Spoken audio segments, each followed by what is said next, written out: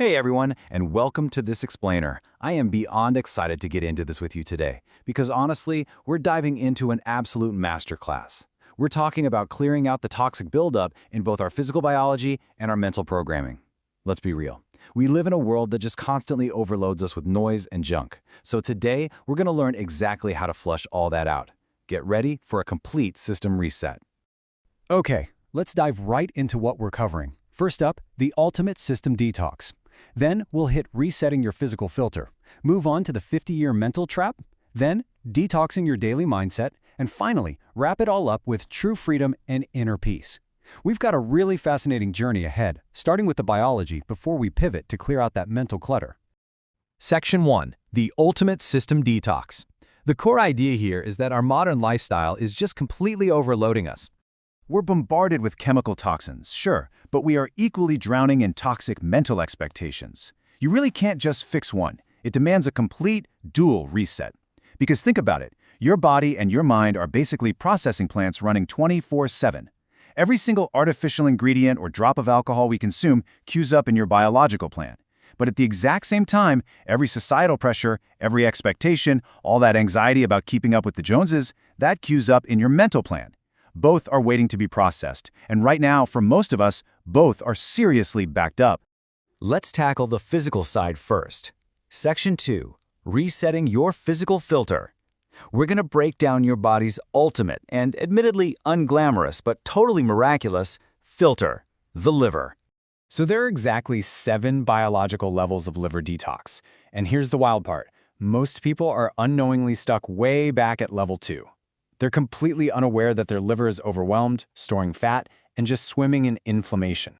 Let's rapidly break down these first 3 levels, and you'll see how quickly this information comes together visually. Level 1 is just removing that obvious intake pressure, cutting alcohol and inflammatory seed oils so you literally stop adding to the backlog. Level 2 is feeding the pathways. Just eating clean actually isn't enough. Your liver desperately needs specific raw materials like sulfur, B vitamins, and amino acids. Then, level 3 is clearing the bile highway. Bile is how the waste actually exits. You can clear this highway by consuming bitter foods, think artichoke or dandelion root, and simply walking for 30 minutes after a meal to mechanically push that bile on through. Now, this brilliantly illustrates a massive bottleneck that trips almost everyone up. Your liver has 2 chemical phases running in sequence. Phase 1 breaks toxins apart and makes them highly reactive, and Phase 2 binds them up to safely flush them out. But here's the catch. Phase 1 is super fast, and Phase 2 is incredibly slow. So when people try a trendy detox, chugging green juices and black coffee, they're actually accelerating Phase 1.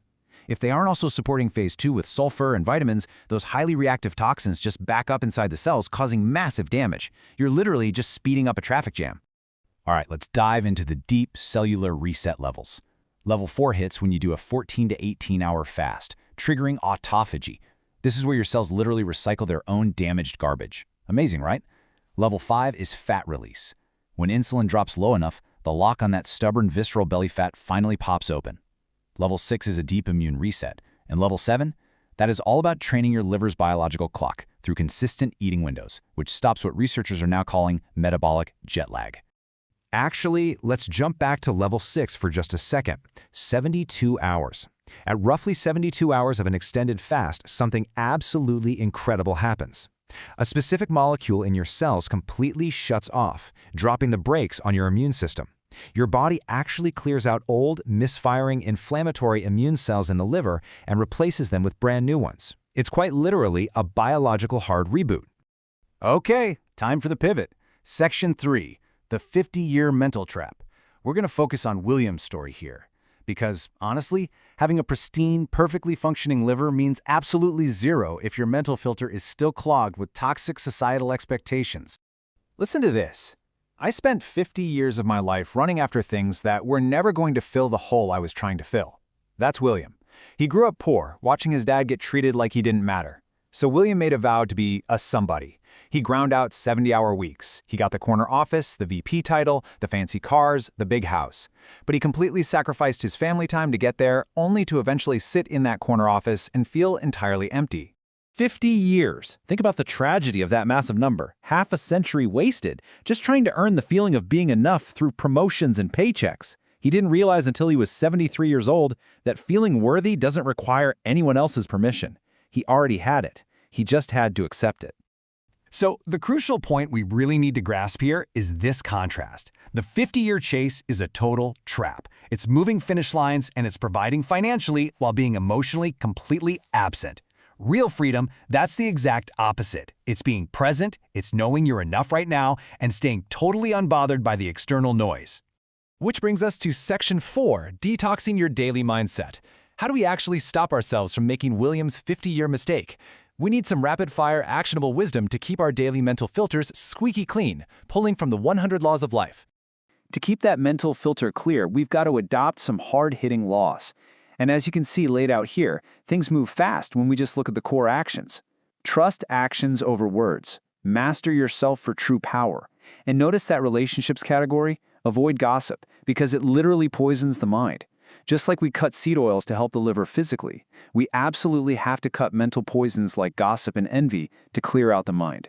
Now, what's really interesting about these mental laws is how entirely unapologetic they are. Forgive to heal yourself, not them. Stop seeing the good. See what people actually show you. Be selfish with your time. And my absolute favorite, your direction is way more important than your speed. These are the hard-hitting principles that actively scrub away the toxic buildup of regret, bad relationships, and unnecessary guilt. Let's bring it all home. Section 5, True Freedom and Inner Peace. This is where we tie the biological and the mental together into one neat package. Because when you successfully detox the body and the mind, the ultimate destination is sustainable inner peace. Take two of William's friends, for example. On one hand, you have an 84-year-old guy who's still peeking over the fence, still furious that his neighbor has a nicer car, still just completely miserable.